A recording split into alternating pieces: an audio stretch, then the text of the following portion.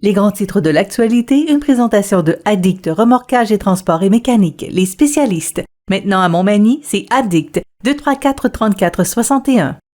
Addict Remorquage et Transport, des professionnels qui peuvent vous aider dans une situation d'enlisement ou simple remorquage. Grâce à ses équipements de haute performance, Addict c'est aussi le service de transport de tout genre et de mécanique. Maintenant à Montmagny, c'est Addict Remorquage et Transport au 234-3461.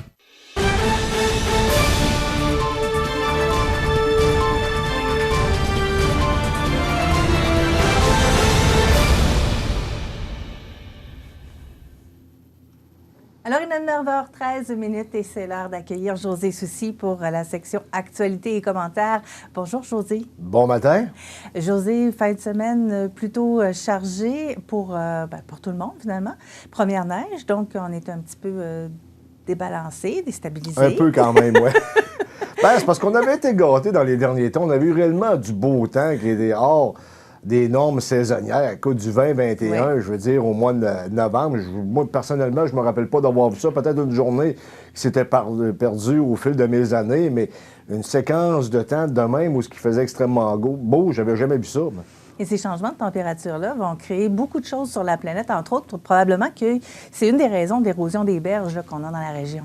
Écoute, je ne suis pas un spécialiste, mais effectivement, l'érosion qui touche de plus en plus les demeures là, et les terrains là, sur les rives du Saint-Laurent. Écoute, si on peut voir les photos, Jean, ça a été pris par Mme Denise Laprise et M. Herman Blaney. Ça, c'est celle de l'année passée. Non, oui, c'est celle de l'année passée, mais on va voir les nouvelles cette année. Regardez bien.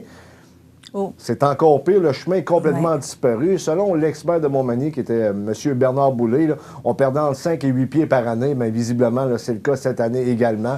On attend d'ailleurs les réponses là, des divers paliers de gouvernement, que ce soit le municipal, le provincial et le fédéral. Il va falloir relancer M. Lorrain et même le nouveau député local au provincial, M. Généreux également au fédéral, parce que ça commence à être problématique. Et je présume que Montmagny, c'est pas le seul endroit où ça arrive, ces choses-là. Non. Et je pense que c'est à la grandeur du Saint-Laurent. Il ne faut pas oublier non plus que le fleuve Saint-Laurent, il y a deux rives. Il y a une rive également à l'autre bord. Oui. Donc, je présume que dans l'avenir, ça va être énormément de financement pour tenter d'empêcher l'érosion de la sorte. Je ne sais pas quelle méthode on devra prendre, ça reste à étudier, mais c'est clair que ça va prendre de l'argent. Et j'estime que nos décideurs locaux devront prendre rapidement les décisions adéquates et peut-être déposer certains projets dans certains programmes parce que ça commence à urger, je pense. Il y aura certainement des travaux à faire.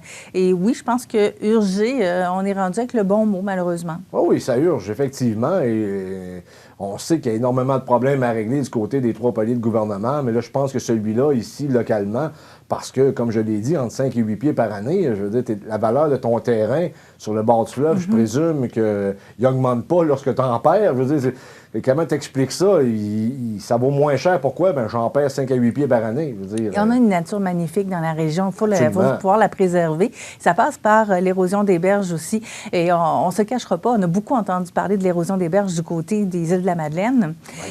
Et on y travaille là-bas aussi, là, mais ça touche vraiment tout le Québec et toutes les berges. C'est un problème national, Marie-Ève. C'est un problème municipal, national, provincial et national fédéral également, parce que le fleuve Saint-Laurent, c'est de juridiction fédérale. Tandis que les plages, c'est de juridiction provinciale, je pense, et le reste, c'est municipal. Ça devient assez compliqué, mais je pense que ces trois paliers-là doivent se parler, et c'est urgent. J'estime que c'est urgent. Oui, parce que il y a plus d'ouragans dans le sud. Vous allez dire que c'est dans le sud, mais on subit un peu ces ouragans-là. C'est bon pour tout le Canada, là. Les changements de température, les pluies qui sont plus fortes. Il y a eu l'ouragan qui a touché justement les îles de la Madeleine et tout. Donc, ça se répercute vraiment là, partout, là, du côté... Absolument. C'est pas d'hier que l'érosion des berges. Ça semble s'accentuer. On ne sait pas pourquoi. On a des pistes pas de solution, mais on pense que ça vient du réchauffement climatique. Écoute, ça reste à déterminer parce qu'il y a énormément d'études. Mais une chose qui est claire, c'est que nous autres, c'est tangible ici. Là, on le voit de nos yeux.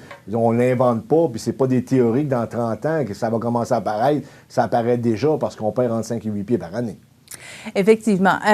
On peut parler du masque encore, peut-être, José, puisque le Collège des médecins incite la population à reporter le masque cette fois-ci à cause d'un très grand nombre de problèmes respiratoires chez les jeunes enfants. Absolument, mais là, je ne sais pas si on veut commencer à relancer ça pour que le gouvernement l'impose de nouveau.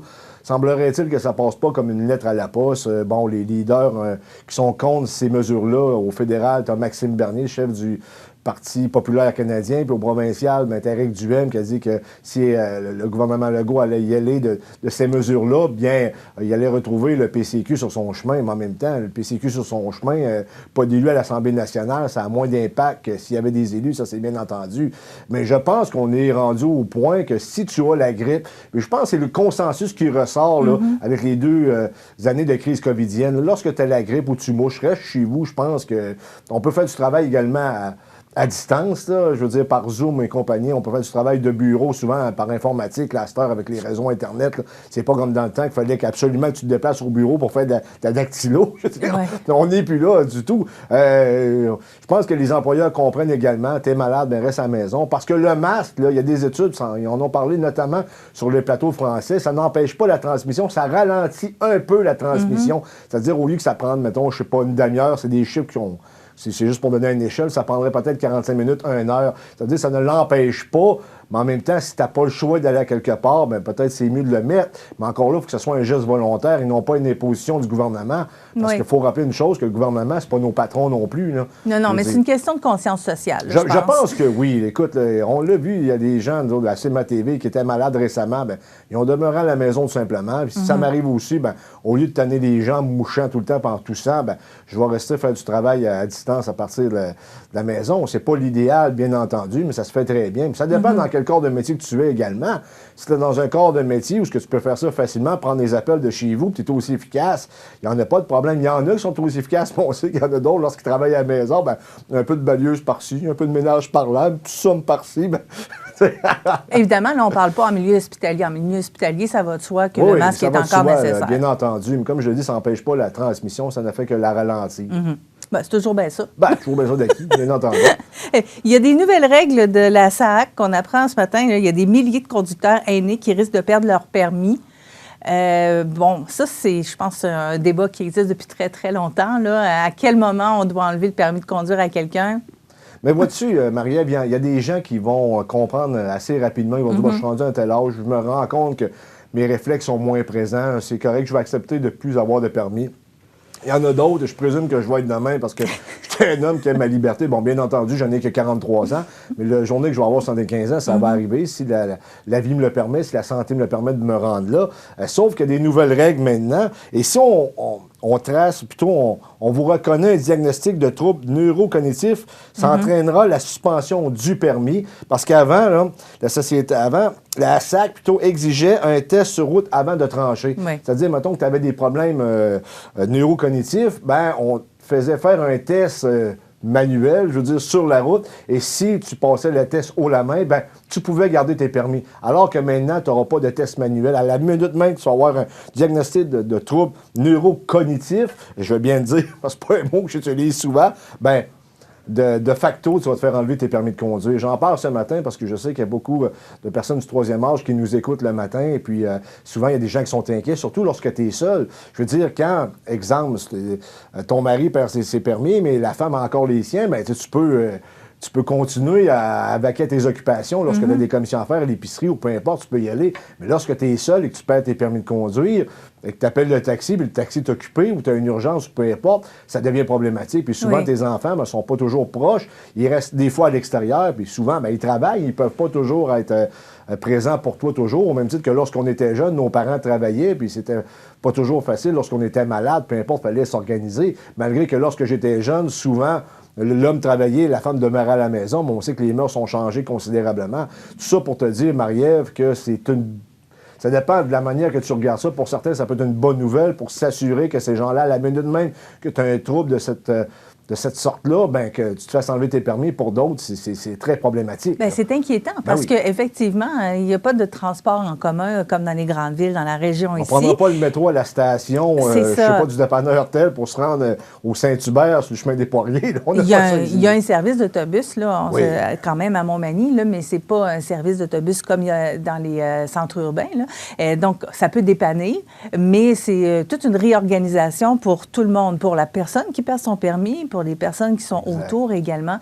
Et bon, faut pas se le cacher, c'est quand même une sécurité pour la personne qui perd son permis et pour les autres usagers des voies routières. On a de plus en plus de réglementations qui font en sorte qu'on resserre la sécurité. Est-ce que c'est bon, est-ce que c'est mauvais? Possiblement que le temps va nous le dire, peut-être dans quelques années, pour voir les impacts de ces mesures-là.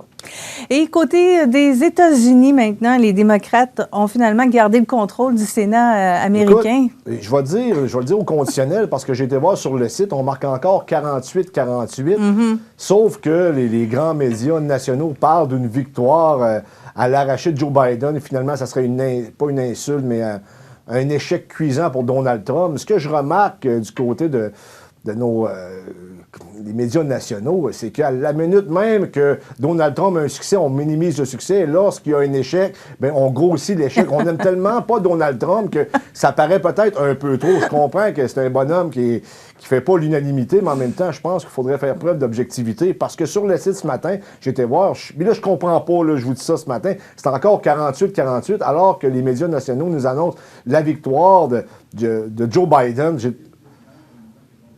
OK, ce qu'on me dit, c'est que la vice-présidente aurait une voix prépondérante, mais écoute, je suis pas un spécialiste de la politique américaine, sauf que sur le site, c'est 48-48.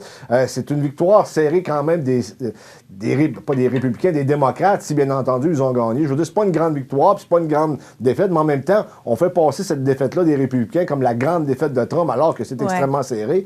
Bien entendu, on appréhendait une vague rouge qui n'a pas eu lieu d'ailleurs. Mais vous n'allez pas me faire pleurer sur Trump ce matin, parce que lui-même s'avoue vaincu, puis il met ça sur la faute de tout le monde, là, présentement. Non, ça, c'est du Donald Trump.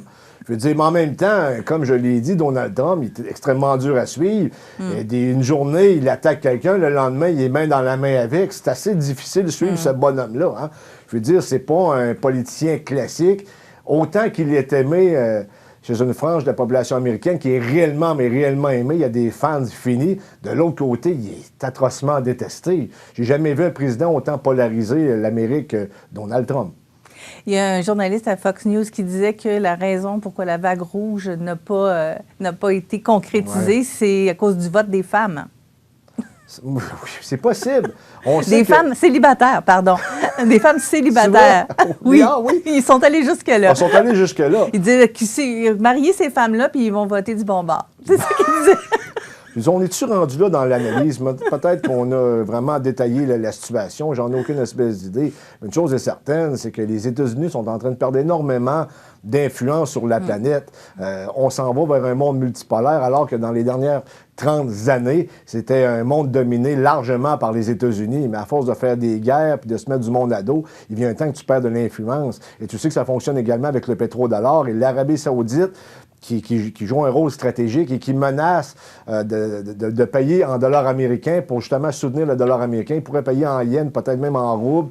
Alors, ça va complètement changer la donne. Je veux dire, l'Arabie saoudite, ça fait désirer actuellement sur les marchés. Puis, je ne sais pas comment que ça va tourner. Puis, en plus de ça, tu as un Joe Biden qui est réellement affaibli. Je veux dire, c'est quelqu'un qui l'échappe à l'occasion. On voit, c'est frappant qu'il est malade, qu'il perd de la mémoire. On le voit serrer des mains dans le vide, parler de gens qui n'existent plus, parler de situations loufoques qu'on a de la misère à suivre. Il est beaucoup moins flamboyant aussi. Ah oui, absolument. Mais en même temps, je veux dire, même si les États-Unis sont affaiblis, c'est encore la première puissance mondiale. Oui. Ils ont encore énormément d'armes nucléaires, atomiques. Ça veut dire que faudrait pas que M. Biden l'échappe à ce point-là. Je veux dire, c'est quand même dangereux.